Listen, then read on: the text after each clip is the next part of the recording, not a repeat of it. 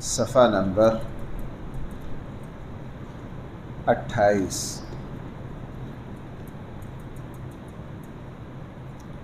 آیت نمبر ہے 20۔ آیت نمبر ہے 20۔ بسم اللہ الرحمن الرحیم۔ الحمد للہ رب العالمین والصلاة والسلام علی سید الانبیاء والمرسلین وعلی آلہ واصحابہ اجمعین،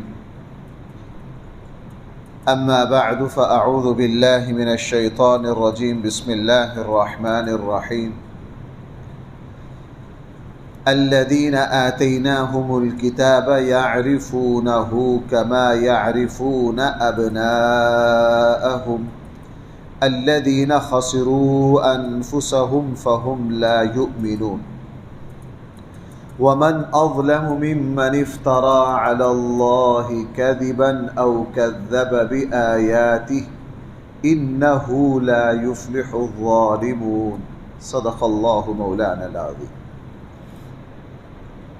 الذین آتیناہم الکتاب، وہ لوگ جن کو ہم نے کتاب دی، یعرفونہ، وہ پہچانتے ہیں اس کو، کما یعرفون ابناءہم، جیسا کہ وہ پہچانتے ہیں اپنے بیٹوں کو۔ جن لوگوں کو ہم نے کتاب دی وہ اس کو پہچانتے ہیں۔ کس کو؟ پیچھے دو چیزوں کا ذکر ہے، قرآن کریم کا اور ہمارے آقا صلی اللہ علیہ وسلم کا، دونوں مراد ہو سکتے ہیں۔ پھر آیت کا معنی یہ ہوگا کہ وہ قرآن کریم کو اس طرح پہچانتے ہیں جس طرح وہ اپنی سگی اولاد کو پہچانتے ہیں۔ نبی کریم صلی اللہ علیہ وسلم کے زمانے میں بھی آج تک 1400 سالوں میں اس کی اتنی شہادتیں ہیں کہ ان کو شمار نہیں کیا جا سکتا۔ جس شخص نے بھی اللہ کے کلام کو سنا ہے، یہودی ہو، عیسائی ہو، یہاں تک کہ دہری اور بے دین بھی ہو، اور وہ اس کلام کو سن کر یہ کہے بغیر نہیں رہ سکے کہ یہ واقعتاً اللہ کا کلام ہے، یہ بندوں کا کلام نہیں ہے۔ میں نے آپ سے کچھ دن پہلے ایک حوالہ دیا تھا، جامعہ ازہر میں سالانہ تقریب ہوتی ہے قرآن کریم کے حفظ کی۔ اس سال جن غیر مسلموں نے قرآن کریم حفظ کیا، حیران والی بات، جن غیر مسلموں نے قرآن کریم حفظ کیا، ان میں کچھ غیر مسلم وہ بھی ہیں جن کی عمریں 70 سال کی ہیں۔ غیر مسلم ہیں، اب بھی غیر مسلم ہیں، 70 سال کی عمر میں قرآن کریم حفظ کیا۔ اور میں اس بات کو دیکھ کے حیران رہ گیا کہ جس وقت ان کو سند دی گئی تو ان غیر مسلموں کے آنسو نہ سنبھل رہے،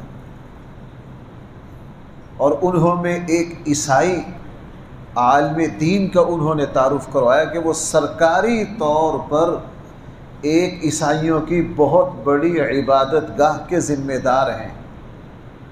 ان سے پوچھا آپ نے اس کلام کو کیوں حفظ کیا؟ اس نے وہی نجاشی والی بات کہی۔ نجاشی کا نام تو نہیں لیا اس نے، لیکن جب اس نے وہ لفظ کہے تو میں سمجھ گیا۔ اس نے کہا کہ انجیل اور قرآن کریم ایک ہی منبع سے نکلنے والے چشمے ہیں، تو ہم ان کو کیوں حفظ نہ کریں؟ ابھی حیران کن بات یہ ہے کہ اس کتاب کی، میں نے چند دن پہلے لکھنؤ کا ایک رسالہ شائع ہوتا ہے کہ ایک ہندو پروفیسر قرآن کریم کی تفسیر لکھ رہے ہیں۔ قرآن کریم کی بھائی کیا کر رہے ہیں؟ تفسیر لکھ رہے ہیں۔ ان سے پوچھا کہ آپ کیوں لکھتے ہو، کیا مقصد آپ کا؟ کیا قرآن کی تفسیریں مسلمانوں کے پاس نہیں ہیں؟ آپ کی تفسیر کی ضرورت ہے؟ اس نے کہا جی واقعی ضرورت نہیں ہے، لیکن میں 10 سالوں سے اس قرآن کی تفسیر پر کام کر رہا ہوں، میں آپ لوگوں کو بتا نہیں سکتا کہ اس کتاب پر کام کرتے ہوئے مجھے کتنی لذت آتی ہے اور کتنی مٹھاس نصیب ہوتی ہے، میں آپ لوگوں کو بتا نہیں سکتا۔ اب میں صرف اپنے دل کے سکون کے لیے اور مٹھاس کے لیے اللہ کی اس کتاب پر تفسیر لکھ رہا ہوں، مجھے اس کی جس دن میں نہ لکھوں تو میں بے چین ہو جاتا ہوں۔ تو اس طرح کی ایک نہیں، دو نہیں، 10 شہادتیں ہیں۔ یہ کتاب، اس کو پڑھنے والا، سننے والا، ہمیں آپ اردو کی کوئی کتاب دے دو، ہم اس کے 2 لینے بھی اس طرح نہیں پڑھ سکتے ہیں، لیکن یہ اللہ کا کلام، یہ تو لوگ حیران ہوتے ہیں، ہم نے تو جب پڑھا ہے تو 10 دفعہ اس کا تجربہ ہوا ہے۔ ایسے ایسے بچے زبان میں لکنت، ایک لفظ کہنا چاہیں تو زبان پہ چڑھتا ہی نہیں، لیکن جب قرآن کریم پڑھتے ہیں تو زبان پر یوں جاری ہوتا ہے۔ اس لیے اگر یعرفونہ کی ضمیر قرآن کی طرف لوٹ رہی ہو، پھر معنی آیت کا یہ ہوگا کہ وہ قرآن کریم کو اس طرح جانتے اور پہچانتے ہیں جس طرح وہ اپنی سگی اولاد کو پہچانتے ہیں۔ اور پیچھے نبی کریم صلی اللہ علیہ وسلم کا ذکر ہے، اگر ہو ضمیر حضور علیہ السلام کی طرف لوٹے پھر اس کا معنی یہ ہے وہ نبی کریم صلی اللہ علیہ وسلم کو اس طرح پہچانتے ہیں جس طرح اپنی سگی اولاد کو پہچانتے ہیں۔ گواہی اس پہ دلیل کیا ہے؟ نبی کریم صلی اللہ علیہ وسلم کے زمانے میں یہ کون ہے جی تمیم داری، عیسائیوں کے سردار ہیں، یہ کون ہے صہیب رومی، یہ کون ہے عدی بن حاتم، یہ کون ہے عبداللہ بن سلام، یہ کون ہے عبداللہ بن سلام، یہ کون ہے حضرت رافع بن عمیر، بہت بڑے عیسائی ہیں۔ انہوں نے نبی کریم صلی اللہ علیہ وسلم کی زبان مبارک میں آپ علیہ السلام کی خدمت میں جب حاضر ہوئے، آپ کی خدمت حضرت عبداللہ بن سلام کے وہ الفاظ تو مجھے، وہ کہتے ہیں دل کو بہت بھاتے ہیں اور سکون دیتے ہیں۔ جس وقت انہوں نے پہلی مرتبہ نبی کریم صلی اللہ علیہ وسلم کا چہرہ دیکھا اور اللہ کے نبی کی اس طرح مجلس لگی ہوئی تھی، اور یہ کبھی اس کونے میں بیٹھ، کبھی ادھر بیٹھ، دور سے دیکھتے، اور انہوں نے سارا دن دلائل اکٹھے کیے کہ یہ واقعتاً اللہ کے نبی ہیں یا نہیں۔ اللہ کے نبی کو بھی شاید اندازہ ہو گیا، شام کو پھر حضور کی خدمت میں حاضر ہوئے سارا دن مطالعہ کر کے۔ تو ان میں جو ایک بات کہی، انہوں نے یہ کہی کہ میری جب ان کے چہرہ انور پر نظر پڑی تو میرے دل نے یہ کہا کہ یہ چہرہ کسی جھوٹ بولنے والے کا نہیں ہو سکتا۔ اس لیے 12ویں پارے میں قرآن کریم نے نبی کریم صلی اللہ علیہ وسلم کے چہرہ انور کو گواہ کے طور پر پیش کیا ہے۔ افمن کان علی بینۃ من ربی ویتلوہ شاہد ومن قبلہ کتاب موسیٰ اماما ورحمہ۔ تو قرآن کریم نے فرمایا یہ لوگ اللہ کے نبی کو اس طرح پہچانتے ہیں۔ اور بھائی وہ مثالیں تو آپ حضرات نے سیرت کی کتابوں میں بہت پڑھی ہوں گی۔ ہمارے آقا صلی اللہ علیہ وسلم جب اپنے چچا محترم کے ساتھ ابو طالب کے ساتھ شام کے سفر پر گئے، رستے میں اس راہب نے کیا کہا، اور جب حضرت خدیجۃ الکبریٰ رضی اللہ عنہا کا مال تجارت لے کر گئے اس وقت کیا کہا۔ اور یہ بات اب تو الحمدللہ میڈیا پر چھپ گئی ہے۔ آج سے تقریباً کوئی 13-14 سال پہلے جب پہلی مرتبہ اس بات کا انکشاف ہوا تو اس وقت پاکستان کے ایک عالم دین جو اردن کی حکومت کے مہمان تھے، انہوں نے یہ تفصیل لکھی تھی۔ میں نے پہلی مرتبہ یہ تفصیل ان کی اس میں پڑھی تھی، انہوں نے مضمون لکھا تھا پاکستان آ کر۔ اردن کی حکومت نے عالم اسلام کے کوئی 10-12 علماء کو بلا کر یہ کہا تھا کہ اللہ کے نبی حضرت خدیجۃ الکبریٰ رضی اللہ عنہا کا مال تجارت لے کر جب شام گئے تھے، رستے میں جس راہب سے ملاقات ہوئی تھی، جس درخت کے نیچے آرام کیا تھا، وہ درخت ملا، اس کی تفصیلات شائع کی۔ اب تو الحمدللہ بہت سے پاکستانی علماء اور عام لوگ وہاں گئے، اس کی تصاویر اب تو سوشل میڈیا پر آ گئی۔ اس پورے خطے میں اس طرح کا درخت نہیں ہے، اور جغرافیہ سے پورا صبح کے حضور کے زمانے کا پیدل رستہ شام تک کا وہی ہے، شام تک کا وہی ہے، اور وہاں اسی راہب کا جو معبد خانہ تھا وہ بھی مل گیا، تقریباً جتنے شواہد سب وہاں موجود ہیں۔ اس میں حیران کن بات یہ ہے کہ اس پورے صحرا میں اس طرح کا درخت نہیں ہے، اور اردن کی حکومت نے 1400 سال پہلے اس کے دائیں بائیں 100 میٹر کے فاصلے پر کھدائی کروائی کہ اس صحرا میں پانی نہیں ہے، درخت بڑا نہیں ہو سکتا۔ یہ درخت اتنا بڑا کیسے ہو گیا؟ کیسے ہو گیا؟ جب کھدائی کروائی تو دیکھا کہ یہاں کسی قسم کا کوئی پانی نہیں ہے، یہ اللہ کی قدرت کے تحت ہی کھڑا ہے۔ اور پاکستانی جو عالم اس وقت اردن کی حکومت کے مہمان تھے، انہوں نے کہا تھا کہ جرمن اور بین الاقوامی ادارے اردن حکومت نے بلائے، اس درخت پر مکمل تحقیقات کی۔ انہوں نے یہ کہا کہ یہ درخت کم سے کم 2000 سال پرانا ہے۔ کتنا ہے؟ 2000 سال۔ اس لیے قرآن کریم نے 2 جگہ یہ بات کہی، یہ جو لوگ ہیں یہ نبی کریم صلی اللہ علیہ وسلم کو اس طرح پہچانتے ہیں جس طرح اپنی اولاد کو پہچانتے ہیں۔ اس لیے کہ یہودی عالم بعد میں مسلمان ہو گئے، تابعی ہے۔ کعب احبار پتہ کیا کہا کرتے تھے؟ کعب احبار رحمہ اللہ حضور کا زمانہ پایا لیکن مسلمان نہیں ہوئے، حضرت عمر کے زمانہ میں مسلمان ہوئے۔ کعب احبار کہا کرتے تھے میں اس بات پر قسم کھاتا ہوں ہم اپنی اولاد سے، قرآن نے تو یہی کہا ہے نا، یہ حضور کو ایسے پہچانتے ہیں جیسے اپنی اولاد کو۔ کعب احبار کہا کرتے تھے نہیں، ہم اللہ کے نبی کو اپنی اولاد سے زیادہ پہچانتے ہیں، اپنی اولاد سے زیادہ پہچانتے ہیں کہ یہ واقعی اللہ تعالیٰ کے۔ تو بھائی اس لیے قرآن فرما رہا الذین آتیناہم الکتاب، وہ لوگ جن کو ہم نے کتاب دی، یعرفونہ، وہ پہچانتے ہیں ان نبی صلی اللہ علیہ وسلم کو، کما یعرفون ابناءہم، جیسا کہ یہ پہچانتے ہیں اپنی اولاد کو۔ الذین خسروا انفسہم، وہ لوگ اپنے آپ کو نقصان میں ڈال رہے ہیں، فہم لا یؤمنون، جو ایمان نہیں لاتے۔ ومن اظلم ممن افترا، اس سے بڑا ظالم کون ہو سکتا ہے؟ ممن افترا علی اللہ کذبا، جو اللہ تعالیٰ پر جھوٹ باندھے۔ اللہ تعالیٰ کی طرف جھوٹ کی نسبت کرنا، قرآن نے یہ بات کم سے کم 23-24 جگہ کہی ہے۔ ومن اظلم ممن افترا، اس سے بڑا ظالم کون ہو سکتا ہے؟ اس سے بڑا ظالم کون ہو سکتا ہے جو اللہ پر جھوٹ باندھے؟ یہاں 2 باتیں، اگر اللہ کے نبی نہ ہوتے، خام خواہ نسبت اللہ کی طرف کرتے تو یہ اللہ پر جھوٹ تھا، اور جو اللہ پر جھوٹ باندھتا ہے اللہ اس کو چھوڑتے؟ ہمارے یہاں بدبخت ہوا مرزا قادیانی خبیث، اللہ پر جھوٹ باندھا، ساری دنیا نے مرزا قادیانی کا انجام دیکھا۔ قرآن کریم ایک جگہ یہ کہہ رہا ہے جو ہم پر، نبی جی اگر آپ نے ہم پر جھوٹ باندھا ہوتا ہم آپ کی شاہرگ کاٹ دیتے۔ ہم آپ کی کیا کاٹ دیتے؟ شاہرگ کاٹ دیتے۔ حضور علیہ السلام کے زمانے کے جو کافر تھے وہ اپنے اللہ پر تو پورا ایمان رکھتے تھے، ملت ابراہیمی سے ان کو اللہ تعالیٰ کا تعارف حاصل تھا۔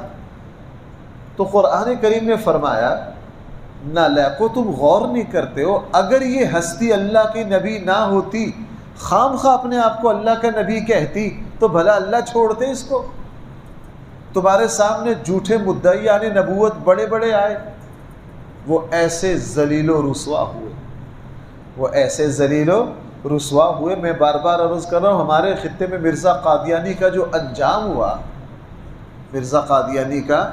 انجام ہوا، مجھے کچھ دن پہلے ایک نوجوان یہاں جمعہ پڑھنے آئے تھے، انہوں نے مجھے ایک بات بتائی تھی۔ اس نے کہا جی میرے دادا قادیانی تھے، کہنے لگے جب میرے دادے کا انتقال ہوا ہے تو ہم سب نے محسوس کیا کہ ہمارے پورے محلے میں اس طرح کا تعفن پھیلا جیسے چربی کو جلایا کرتے۔ وہ پوتا خود مجھے بتا رہا اس طرح کا تعفن پھیلا، اور کہنے لگا مفتی صاحب میں بتا نہیں سکتا کہ آخری حالت میں وہ زبان سے کیا کیا بکواس ان کی زبان سے نکلتی تھی۔ تو قرآن فرما رہا ہے کوئی اللہ پر جھوٹ باندھے، عام حکومت کی طرف کوئی جھوٹی بات کہے، بھائی کوئی اس کو چھوڑتا ہے؟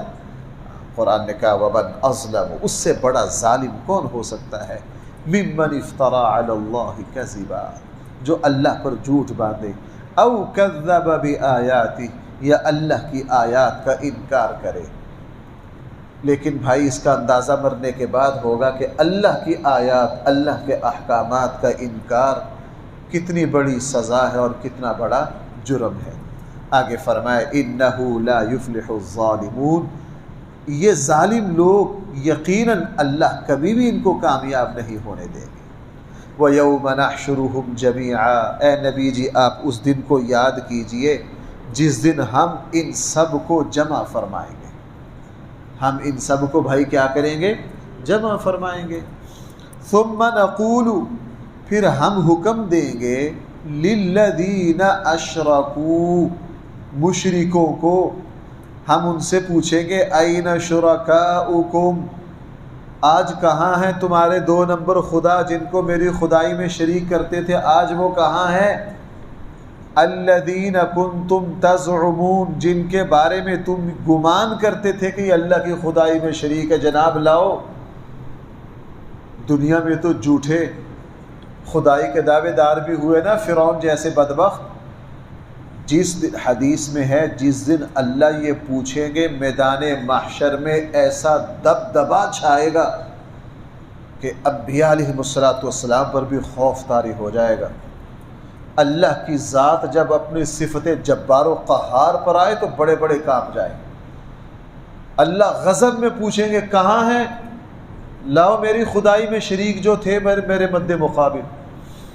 وہاں کوئی جھوٹا دعویٰ بھی نہیں کر سکے گا۔ اس لیے فرمایا ثم لم تکن فتنۃ، پھر نہیں ہوگی ان لوگوں کی مصیبت الا ان قالوا، اس وقت فرعون جیسے بھی یہ کہیں گے واللہ ربنا، اللہ کی قسم اللہ ہی ہمارے رب ہیں۔ بھائی وہاں خدائی کا دعویٰ کرنے والے بھی کیا کہیں گے، ہمارا رب کون ہے؟ لیکن بھائیو وہاں ان کو یہ اعتراف کوئی فائدہ دے گا؟ کوئی فائدہ نہیں دے گا۔ دیکھو بھائیو میں آپ سے ایک بات عرض کروں، یہ اسلام کی ساری سچائیاں ساری انسانیت نے میدان محشر میں ماننی ہیں، لیکن یہ ماننا ان کو وہاں کوئی فائدہ نہیں دے گا۔ خوش نصیبی ہے میری اور آپ کی، اللہ تعالیٰ نے ہمیں ایمان کی دولت سے یہاں مال و مال کیا۔ جو ہمارا ایمان ہے نا، اللہ کے سوا کوئی ہمارا خالق و مالک نہیں ہے، اس کو ساری انسانیت نے ماننا ہے۔ اور پیدا ہونے سے پہلے عالم ارواح میں بھی ساری انسانیت مان کر آئی ہے، لیکن عالم ارواح کا ماننا اور میدان محشر کا ماننا ان کو کوئی فائدہ نہیں دے گا۔ اللہ تعالیٰ یہ چاہتے ہیں کہ اس دنیا جو ہم نے تمہیں اپنی مرضی اور اختیارات دیے، یہاں میرا اعتراف کرو۔ قرآن میں یہ بات کئی جگہ ہے، کافر ہر بات کو، بھائی کئی مرتبہ میں نے آپ سے عرض کیا ہے، میدان محشر تو بڑی دور کی بات ہے۔ فرعون جس وقت غرق ہونے لگا تو کیا کہا، آمنت بہ بنو اسرائیل وانا میں ایمان لاتا ہوں اس رب پر جس پر حالانکہ فرعونی قوم بنی اسرائیل کو اتنا کہ حقیر سمجھتی تھی، پورے مصر کے جتنے گھٹیا کام تھے وہ بنی اسرائیل کے پاس تھے، اور رات کو بنی اسرائیل کو ان کے شہروں میں ٹھہرنے کی اجازت نہیں تھی۔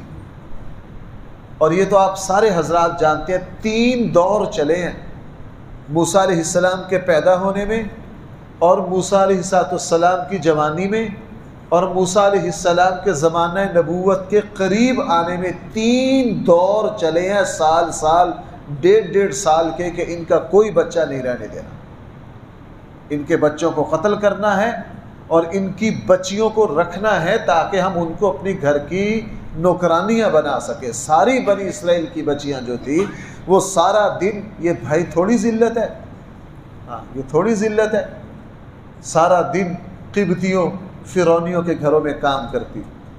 یہ جس برتن کو کسی بنی اسرائیل کا ہاتھ لگ جاتا اس برتن سے پانی نہیں پیتے تھے، اتنا حقیر سمجھتے تھے۔ لیکن جس وقت فرعون غرق ہونے لگا اور یہ دنیا نظروں سے ہٹ گئی اور غیب کے پردے سامنے آ گئے، جبرائیل سارا غیبی نظام نظر آنے لگا تو چیخا فرعون، کیا کہا؟ آمنت بہ بنو، یہ نہیں کہا میں اللہ کو مانتا ہوں۔ آپ اندازہ لگا لیجئے اس کا غرور اس وقت کتنا خاک میں ملا۔ وہ بنی اسرائیل جو برتن کو ہاتھ لگا دیں یہ نہ پئیں، لیکن آخری وقت میں کیا کریں؟ میں اس اللہ کو مانتا ہوں جس کو کون مانتے ہیں؟ لیکن اس اعتراف نے ان کو اس کا کوئی فائدہ نہیں دیا، اس اعتراف نے ان کا کوئی فائدہ نہیں دیا۔ جیسے برف ہے بھائی، آج کل گرمی ہے ہمارے پاس ہے، اس کو دودھ میں ڈالیں، شربت میں ڈالیں، وہ اس کو خوشگوار ٹھنڈا کر دے گی، اور وہی برف ہم کچھ بھی نہ کریں وہ پگھل کے کہاں چلی جائے گی؟ نالی میں چلی جائے گی، کسی کام کی نہ آئی۔ تو اعتراف یہ سب نے کرنا ہے، میں یوں کہوں تو بھائی بے جا نہیں ہوگا۔ ایک وقت گزر چکا ہے عالم ارواح کا، عہد الست کا، اور دوسرا وقت میدان محشر کا آنے والا ہے۔ ساری انسانیت اس کا اعتراف کرے گی کہ ہمارا رب صرف اور صرف کون ہے؟ اللہ ہے، لیکن ان کو اس اعتراف کا کوئی فائدہ نہیں ہوگا۔ میں نے رمضان میں 14ویں پارے کے شروع میں ربما یود اللہ میں آپ کو ایک بات سنائی تھی کہ یہ جو 14ویں پارے کی جو پہلی آیت ہے نا، ربما یود اللہ، اس کے نازل ہونے کا سبب ہی ہے کہ جس وقت سارے جنتی جنت میں آ جائیں گے، بس کچھ کمزور ایمان والے جہنم میں رہ جائیں گے، تو اس وقت جو کافر ہیں وہ ان کو تانا دیں گے۔ کافر کہیں گے جناب ہم تو جہنم میں آئے، ہمارا آنا بنتا تھا، چونکہ ہم ایمان نہیں لائے، تم تو ایمان لائے ہو، تمہیں تمہارے ایمان نے کیا فائدہ دیا؟ اگر ہمارے ساتھ ہی ذلیل ہونا تھا کیا فائدہ دیا تمہارے ایمان نے؟ اس پر اللہ کی رحمت جوش میں آئے گی، اللہ کی رحمت جوش میں آئے گی، اور اللہ تعالیٰ حکم دیں گے۔ یہ اگلی بات جو ہے یہ صحیح مسلم میں بھی ہے، اللہ تعالیٰ فرشتوں کو حکم دیں گے پوری جنت کا ایک راؤنڈ لگاؤ، جس کے دل میں سرسوں کا چھوٹا سا دانہ کتنا ہوتا ہے؟ سرسوں کے چھوٹے سے دانے کے برابر بھی جس کے دل میں ایمان ہو اس کو جہنم سے نکال لاؤ اور جنت میں لے آؤ۔ اس وقت کافر حسرت کریں گے، ربما یود الذین کفروا لو کانوا مسلمین، کاش ہم بھی ایمان لے آتے تو آج ہمیں نجات مل جاتی۔ اس لیے قرآن فرما رہا ہے ثم لم تکن فتنۃ، پھر نہیں ہوگا ان لوگوں کا جواب۔ اس لیے بڑے بڑے اہل علم نے فتنہ کا ترجمہ یہاں جواب کیا ہے۔ ثم پھر، لم تکن نہیں ہوگا، فتنتہم ان لوگوں کا جواب، الا ان قالوا مگر یہ ہوگا، یہ کہیں گے واللہ ربنا، اللہ کی قسم اللہ ہی ہمارے رب ہیں، ما کننا مشرکین، حالانکہ دنیا میں کیا کر کے گئے تھے؟ شرک۔ وہاں کہیں گے جی ہم نے کوئی شرک نہیں کیا، ہم نے کوئی شرک نہیں کیا۔ اس لیے قرآن فرما رہا انظر، اے نبی جی دیکھ ذرا، اے ایمان والو ذرا دیکھو، کیف کذبوا علی انفسہم، اس وقت اپنے آپ کو کس طرح جھٹلائیں گے۔ ساری زندگی دنیا میں شرک کر کے گئے، وہاں کہیں گے جی نہیں، اپنے آپ کو جھٹلائیں گے۔ وَضَلَّ عَنْهُمْ، غائب ہو جائے گا، گم ہو جائیں گے وہ سارے شرکیہ نظریات، ما کانوا یفترون، جن کو انہوں نے دنیا میں گھڑ رکھا تھا، کسی کو کوئی جواب وہاں نہیں آئے گا۔ اللہ تعالی ہم سب کو قرآن کریم کا صحیح فہم عطا فرمائے۔ الحمدللہ رب العالمین والصلاة والسلام علی سید الانبیاء والمرسلین وعلی آلہ واصحابہ اجمعین۔ ربنا آتنا فی الدنیا حسنہ وفی الآخرة حسنہ وقنا عذاب النار۔ ربنا ظلمنا انفسنا وإن لم تغفر لنا